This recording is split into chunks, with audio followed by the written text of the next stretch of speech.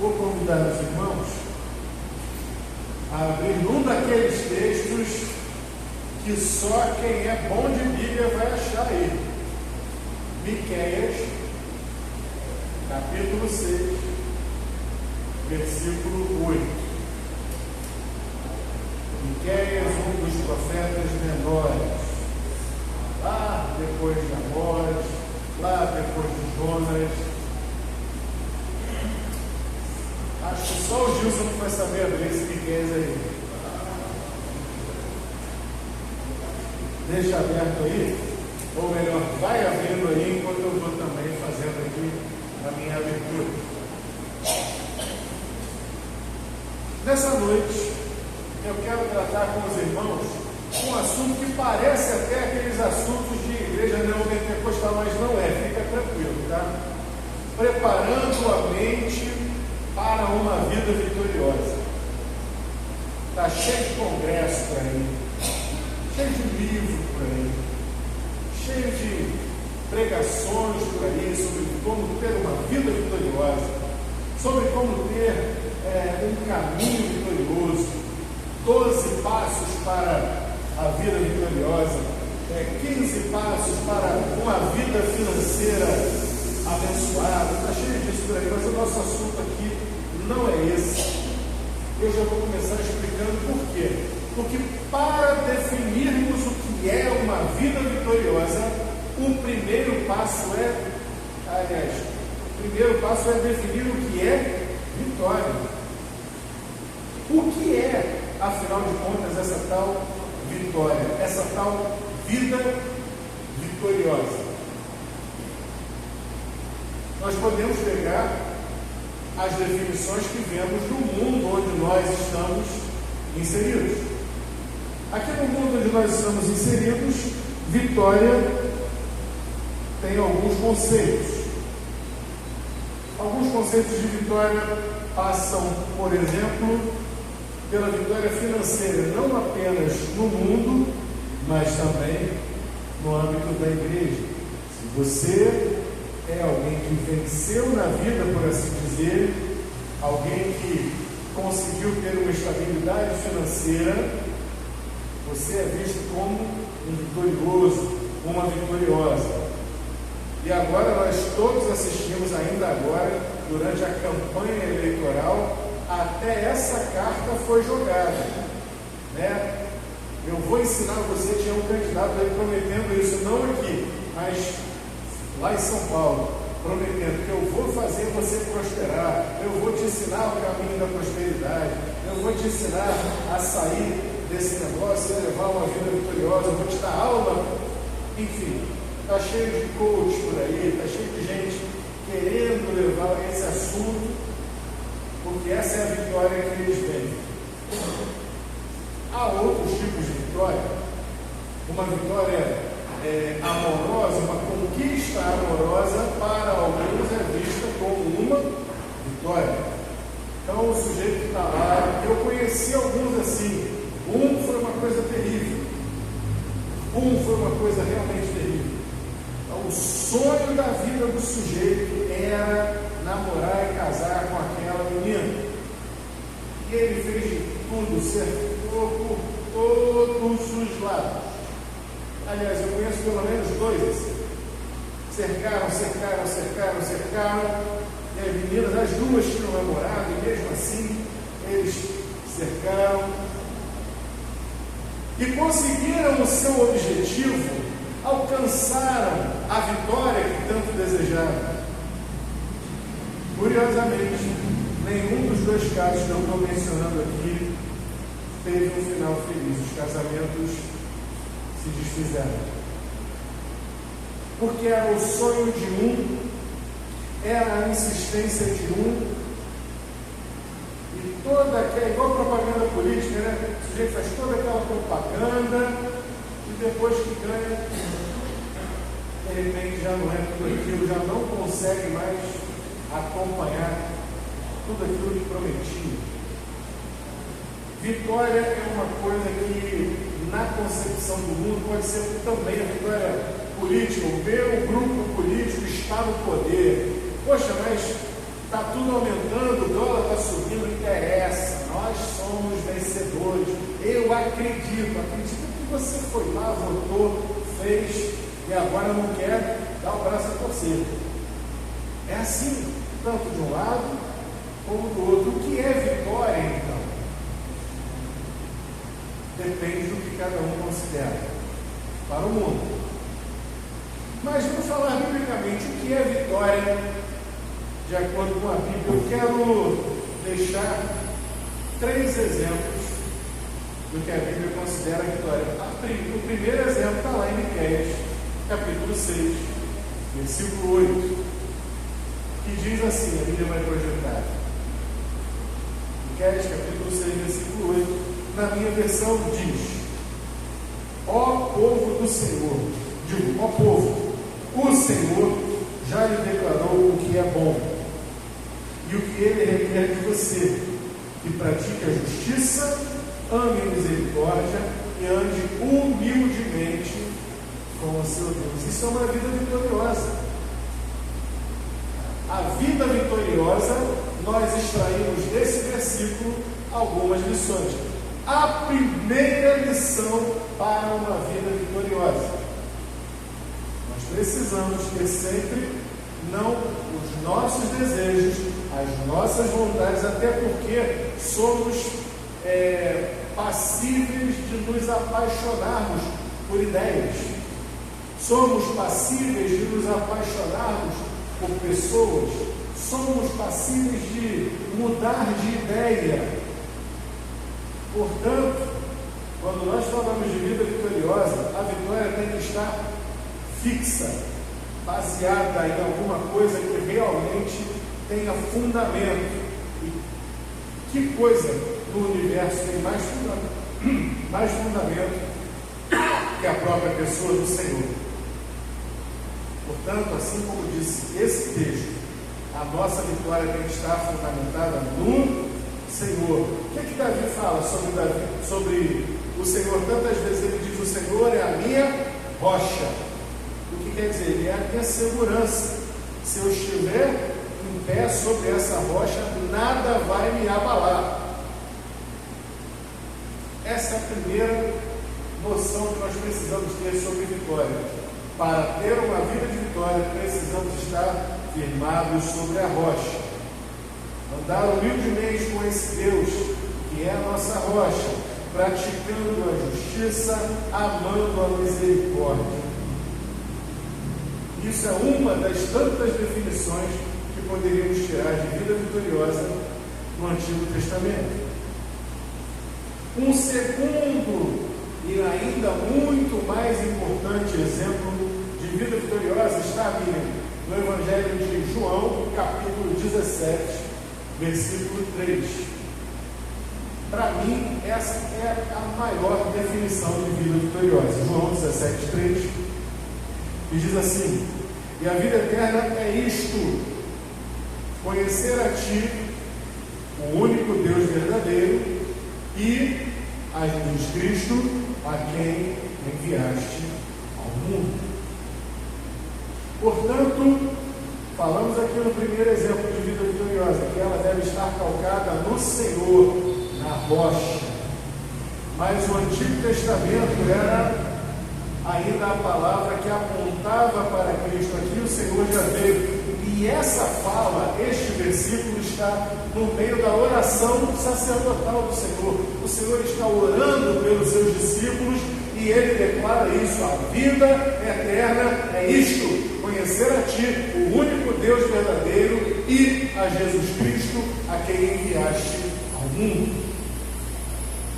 Portanto, temos aqui uma ampliação, ou melhor, uma explicação melhor sobre o que é uma vida vitoriosa. Uma vida vitoriosa, ela tem que estar calcada na rocha que é o Senhor e baseada no Filho de Deus.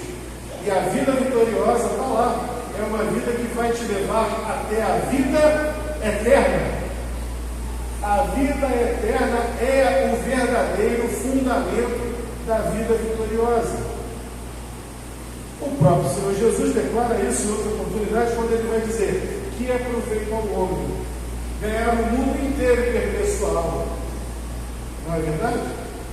Portanto, aquele que perder a sua vida por amor do Senhor, ganhá-la a mais. Aquele que quiser ganhar a sua vida, perdê-la.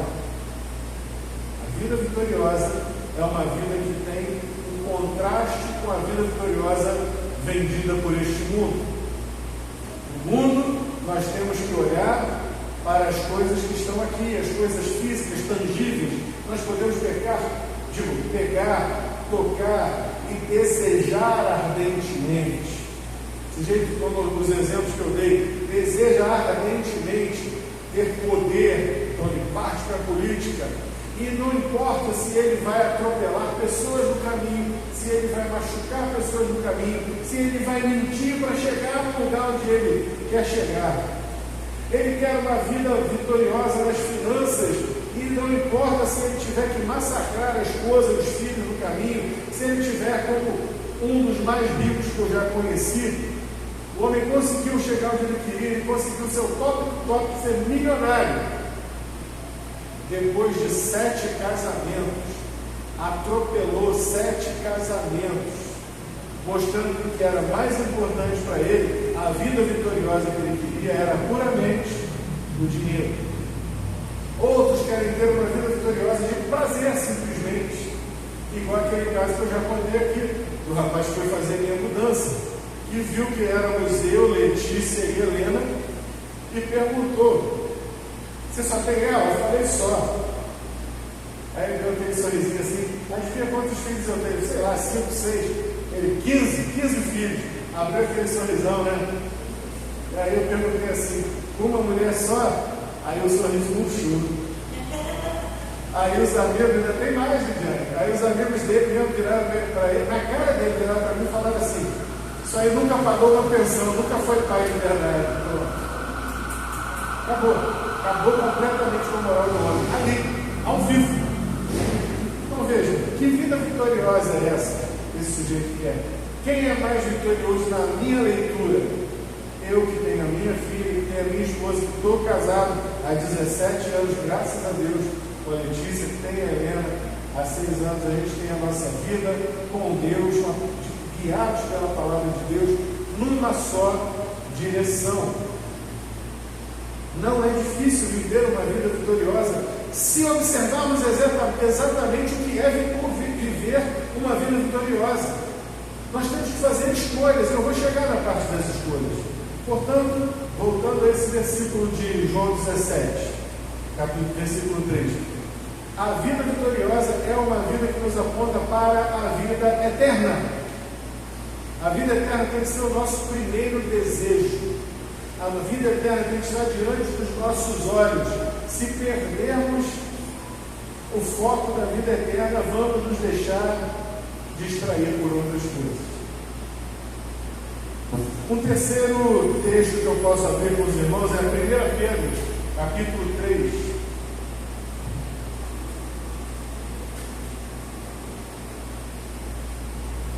Primeira carta de Pedro, capítulo 3, a partir do verso 2. Uma vida vitoriosa, para uma vida vitoriosa, precisamos escolher as nossas atitudes.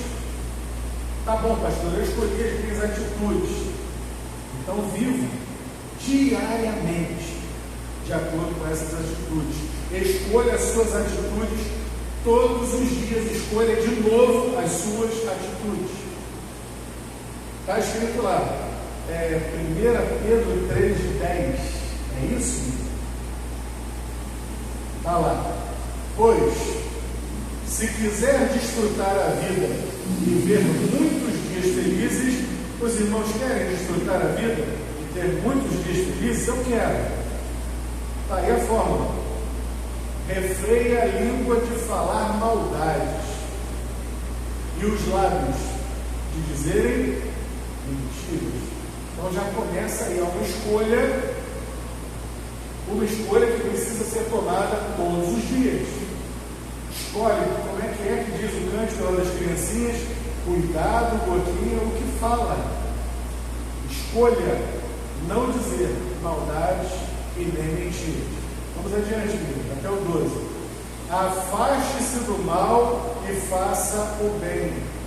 Temos aqui um elemento negativo e um elemento positivo. Que elemento negativo? Negue o mal, afaste-se do mal. E escolha fazer ativamente o bem. Todos os dias, em diversas oportunidades, nós temos esta escolha de deixar correr o mal na nossa vida ou escolher fazer o bem. Vou dar um exemplo, porque tem certas coisas que nós precisamos exemplificar. Um dia desses, minha mãe e eu estávamos trocando mensagens no WhatsApp. E eu mandei uma mensagem de cunho político que dizia alguma coisa sobre o grupo político ao qual eu não sou afeito, do qual eu não gosto. Mandei para ela, 5 minutos depois eu descobri que era fake. Como eu tinha mandado para ela, eu tinha mandado para outros grupos, comecei a apagar. E apaguei para ela e falei para ela, olha, é fake. Ela é fake, né? Então tá, então vamos tirar. Poxa, mas eu já mandei para outras pessoas. Ela falou ainda assim, eu cheguei a mandar para outras pessoas, falei eu também. E agora eu estou apagando e pedindo desculpa para quem já viu. Porque a tentação de deixar uma fake news, uma mentira, aquilo é uma mentira. Eu não sabia que era mentira. Mas quando eu soube a minha obrigação, apesar de eu não gostar daquela pessoa, apesar de eu não gostar daquele tipo de política, a minha obrigação como filho de Deus é apagar aquilo, mas eu sou tentado a deixa, porque ele vai queimar o filho dele. Assim como eu sou tentado por esse tipo de coisa, você também é. Todos nós somos, nós temos que definir. Não, ou eu sou filho de Deus, ou eu não sou filho de Deus. Quando você está ali na venda, está ali no Hortifruti, e você dá uma nota, digamos, uma nota de 20 para pagar alguma coisa, e a pessoa te dá um troco referente a uma nota de 50 porque ela se enganou, você pode ser tentado a querer ficar quieto, ficar com aquele troco a mais. Quanta gente já não passou por isso? Mas ali nós temos que escolher. Não, eu sou um filho de Deus. Olha, minha filha, isso aqui está errado. Confere, eu te dei uma nota de 20 para pagar esse valor aqui. E você toma uma decisão de se afastar do mal e de fazer o bem. Os irmãos estão compreendendo? Isso é uma vida vitoriosa. Isso é uma vida que agrada a Deus. Isso é uma vida de alguém que se afasta do mal e segue o bem, faz o bem. E continua. Busque a paz. Quem não quer paz? Paz é um elemento que está em falta no nosso mundo. Paz é uma coisa que está em falta. Porque os irmãos acham que tanta gente aí fica se entregando ao sexo, às drogas, ao álcool e a todo tipo de vício, porque é uma forma de tirar da sua mente os seus problemas, de ter um momento de viagem, de relaxamento. Tem gente que só consegue relaxar para dormir tomando remédios. E veja, gente que morre disso, como o Michael Jackson, dependia daquilo. Gente que se entrega aos remédios, que se entrega ao álcool, que se entrega às drogas, porque não tem paz. A falta de paz é a doença deste século. Mas está lá a Bíblia nos dizendo: uma vida vitoriosa é uma vida de alguém que busca a paz. Buscar, todo mundo busca. Mas tem um segundo ponto: se esforce para mantê-la. Olha que coisa. Um elemento positivo e outro mandatório. É bom você buscar a paz, é bom. Mas também é bom você se esforçar para mantê-la. Tem gente que diz assim: olha, eu tenho meu limite, depois disso aí não adianta, eu vou arrebentar mesmo. Essa pessoa está buscando a paz, talvez por um tempo, mas ela diz que tem um limite, e a partir dali ela não vai se esforçar para mantê-la. O que a Bíblia diz? Afaste do mal, faça o bem, busque a paz e esforce para mantê-la. Como é que começou esse versículo? Começou dizendo que se alguém quer viver uma boa vida, ter dias de alegria, tem que fazer isso. Já parou para pensar nisso, meu irmão? Se quiser desfrutar da vida e ter muitos dias felizes, refreie a língua de falar maldades, os lábios dizerem mentiras, afaste-se do mal, faça o bem, busque a paz, esforce-se para mantê-la. Continuamos. Os olhos do Senhor estão sobre os justos. O versículo acabou de dizer para a gente o que é que o justo faz. Ele escolhe as suas atitudes. E agora ele está nos informando que essas atitudes do justo, essas atitudes que agradam ao Senhor, não estão passando em brancas nuvens. Elas estão sendo vistas pelo Senhor. Os olhos do Senhor estão sobre os justos e os seus ouvidos abertos para as suas orações. O Senhor, porém, volta os rostos contra os que praticam, o rosto contra os que praticam o mal. Eu quero desfrutar da vida e ver muitos dias felizes. Portanto, se o irmão também quer, se a irmã também deseja, nós devemos fazer exatamente isso. Buscar uma vida de vitória é escolher diariamente as nossas atitudes. E aí eu faço uma outra pergunta para nós encerrarmos. Como chegar lá?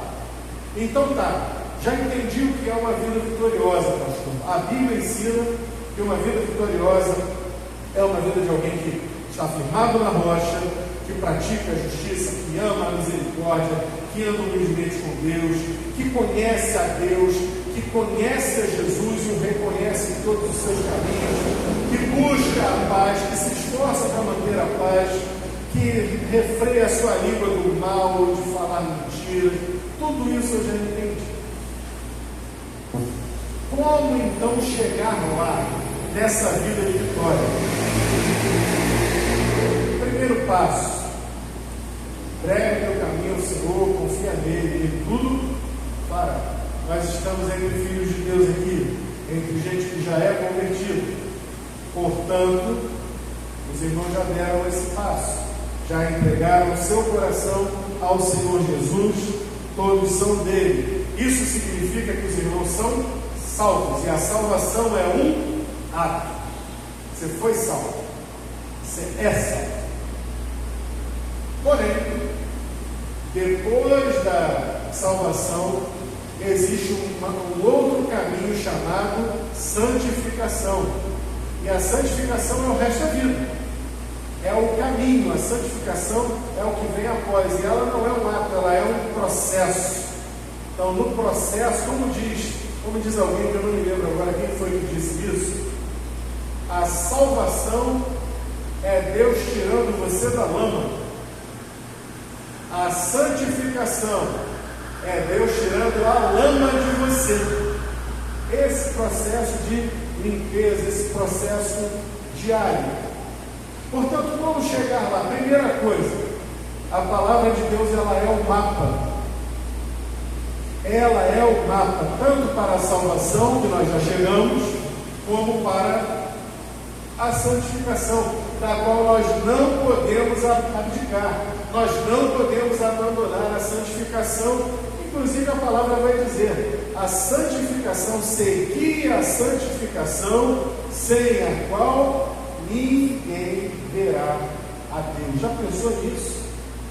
O Senhor quer que nós sejamos santos, santificados.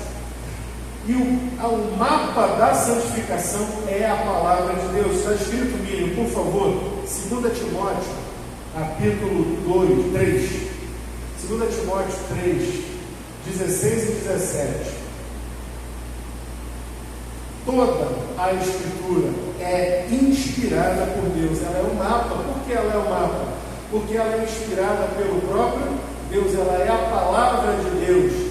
Tem alguns aí que estão errando contra a palavra de Deus, estão dizendo que ela tem que ser atualizada. E esse homem, coitado, cada vez que eu ouço falar dele, ele está mostrando que realmente um abismo leva a outro abismo. Agora é a história do Deus Mãe.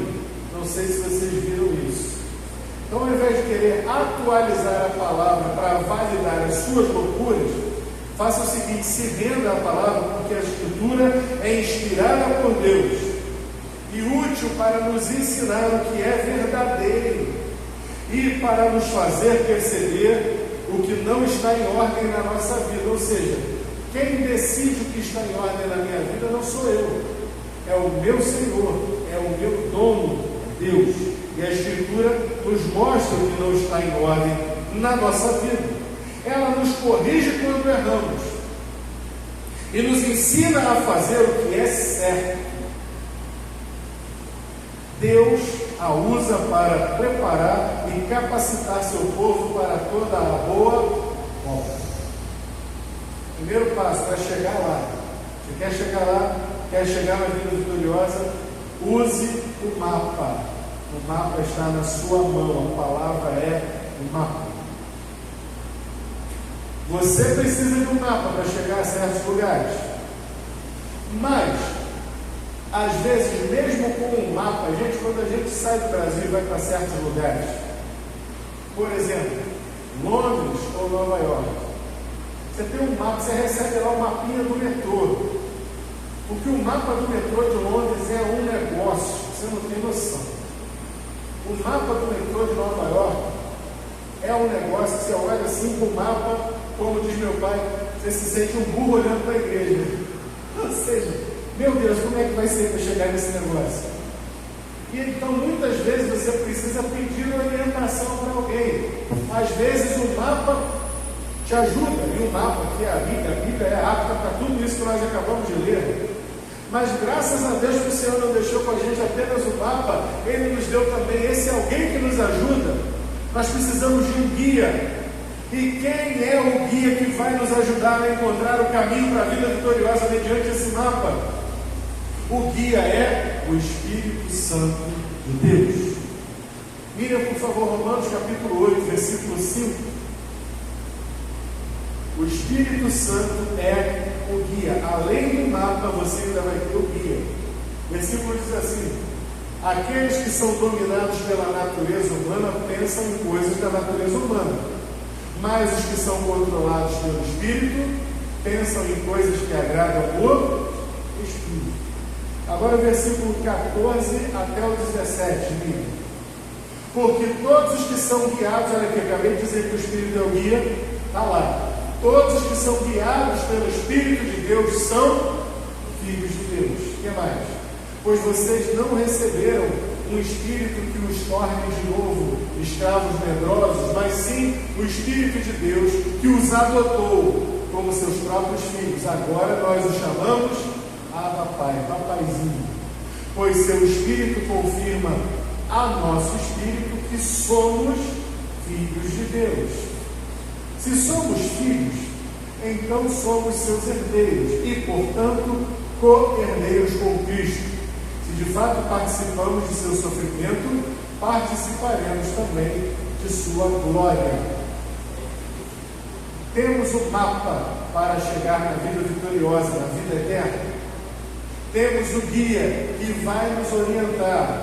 Veja bem, nós estamos no mundo físico, mas temos que nos lembrar que, como Paulo mesmo diz, tudo aquilo que é físico, tudo que é visível, foi feito por aquilo que é, ou por aquele que é invisível. Nós podemos confiar no Espírito de Deus, nós podemos confiar na palavra de Deus.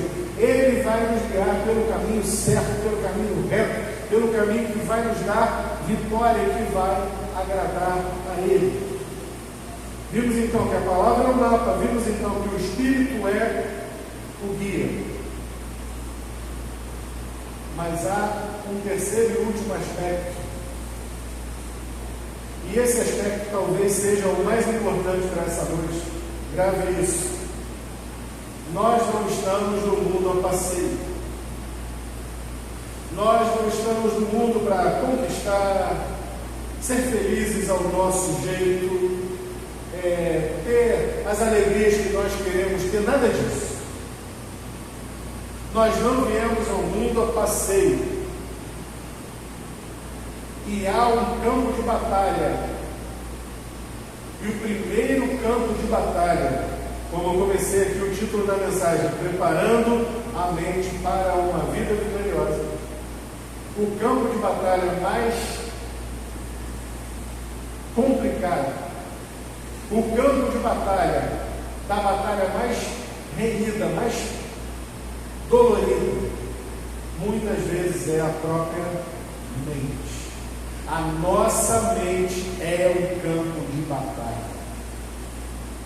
Acabamos de ver algumas atitudes positivas que devemos tomar. Uma delas é evitar a mentira, mas a tentação da mentira está lá.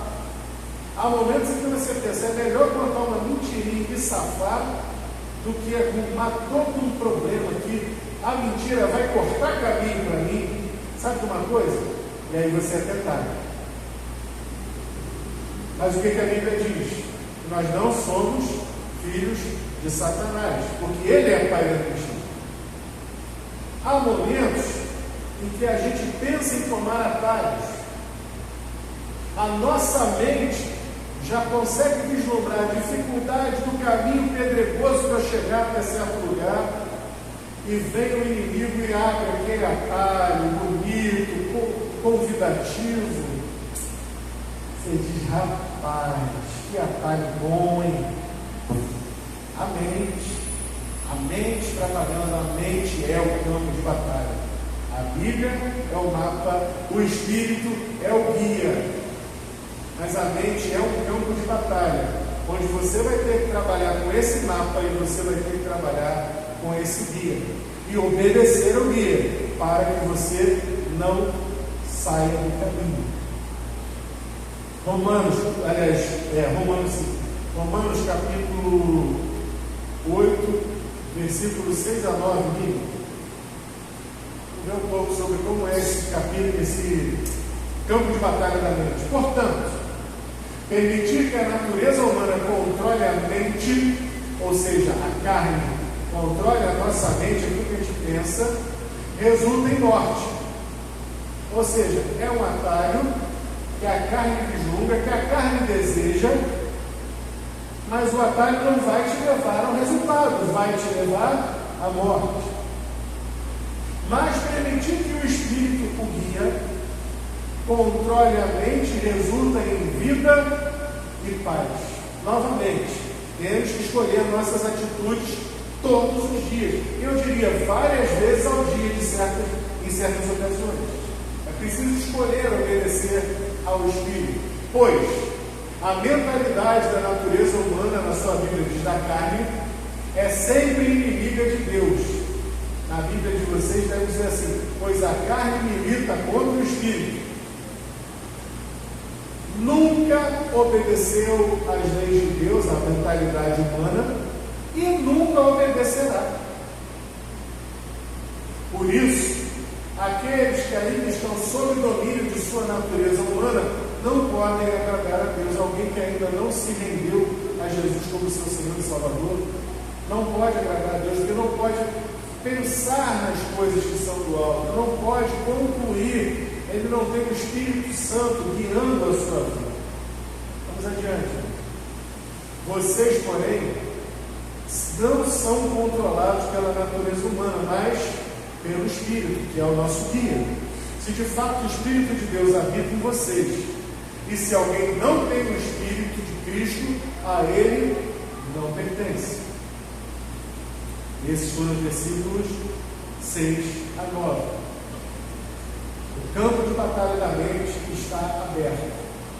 Todos os dias, várias vezes por dia, a sua mente está sendo bombardeada com tentações.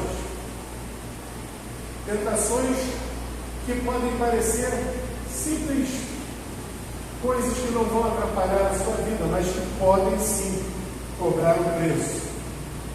Ah, eu não vou à igreja hoje não, porque, sei lá, eu tomo uma decisão assim, não vou à igreja. hoje eu não vou não, vou deixar de ir. E de repente o Senhor usa um louvor, uma palavra que poderia falar ao seu coração, para te ajudar até mesmo a tomar uma decisão ou a continuar no caminho. Mas você resolve ficar em casa porque quer acabar de maratonar uma série. Já fui à igreja de manhã, não vou à noite não, vou acabar de maratonar a minha série. Decisões. Esse negócio de fazer evangelismo, isso daí não é muito comigo não. Decisões. Eu posso contar uma mentirinha, não vai fazer tanto mal assim. Decisões. Todos os dias nós temos que decidir se somos do Senhor ou se estamos apostatando da fé. Pode parecer muito tenso isso, mas a verdade é essa: ou obedecemos ao Senhor e vivemos para o Senhor, ou não. Tem alguém que a Bíblia diz assim: você crê que Deus existe? Muito bem, você não está errado não. Tem alguém que também crê que Deus existe e teme. Quem é esse alguém? Os demônios. Se o demônio sabe que existe Deus e que Deus é um só e teme, e você e eu dizemos que também sabemos, qual a vantagem que nós temos em relação aos demônios? Somente uma: nós podemos, nós temos o Espírito Santo de Deus nos guiando, nós temos a palavra nas nossas mãos, e pelo poder do Espírito, pelo sangue de Jesus, pela palavra ministrada, nós podemos obedecer ao Senhor. Satanás não pode. Portanto, se o sujeito diz que conhece a Deus, mas não obedece a palavra de Deus e não anda conforme o caminho de Deus, ele não tem vantagem nenhuma, está fazendo a mesma coisa que o inimigo está fazendo. Você já parou para pensar nisso? O campo de batalha da mente não é brincadeira. Romanos, Bíblia, por favor, capítulo 12, versículo 1 e 2, para nós encerrarmos. Ainda sobre o campo de batalha da mente. Dito tudo isso, eu vou fechar com esse texto. Portanto, irmãos, suplico-lhes que entreguem seu corpo a Deus, por causa de tudo que Ele fez por vocês, que seja um sacrifício vivo e santo, do tipo que Deus considera agradável. Essa é a verdadeira forma de adorá-lo. Não imitem o comportamento e os costumes deste mundo. A sua versão vai dizer: não vos conformeis com este mundo, mas deixem que Deus os transforme por meio de uma mudança em seu modo de pensar, a fim de que experimentem a boa, agradável e perfeita vontade de Deus para vocês. A dica aí: campo de batalha na mente. Não devemos conformar a nossa mente, deixar a nossa mente se parecer com a mente do mundo, mas com a mente de Cristo. Temos que mudar o nosso modo de pensar todos os dias. Não deixe a sua mente descansar. Não deixe a sua mente render-se à preguiça, à desídia, à falta de vontade. Hoje eu não estou afim de ler a palavra. É hoje que eu vou ler a palavra. Hoje que eu vou ler, então. Se eu não estou afim, hoje é que eu vou fazer. Porque eu não vou fazer no meu poder, eu vou fazer no poder do Senhor. Senhor, hoje eu estou dependendo de Ti. Eu vou ler a palavra disciplinadamente, crendo que o Senhor vai falar comigo. Me ajuda na minha falta de fé, me ajuda na minha falta de vontade, me ajuda na minha preguiça, me ajuda na minha falta de espiritualidade. E o Senhor, Ele vai fazer, e isso vai formatar a sua mente, e isso vai fazer com que o seu coração se aproxime do desejo, do desígnio do Senhor, e o Espírito vai nos guiar por intermédio da sua palavra. Então, aí sim estaremos um passo mais perto de verdadeiramente vivermos uma vida de vitória, uma vida de um encontro eterno com o Senhor, quando fecharmos os nossos olhos nessa vida. Vamos orar. Senhor, nosso Deus, graças te damos por essa noite, por essa palavra. Peço que o Teu Espírito Santo, nosso guia, possa complementar essa palavra nos nossos corações e nos levar à ação todos os dias, até o dia que nós vamos nos encontrar contigo, ou que o Senhor vier nos buscar. Em nome do Senhor Jesus. Amém. Vamos louvar ao Senhor.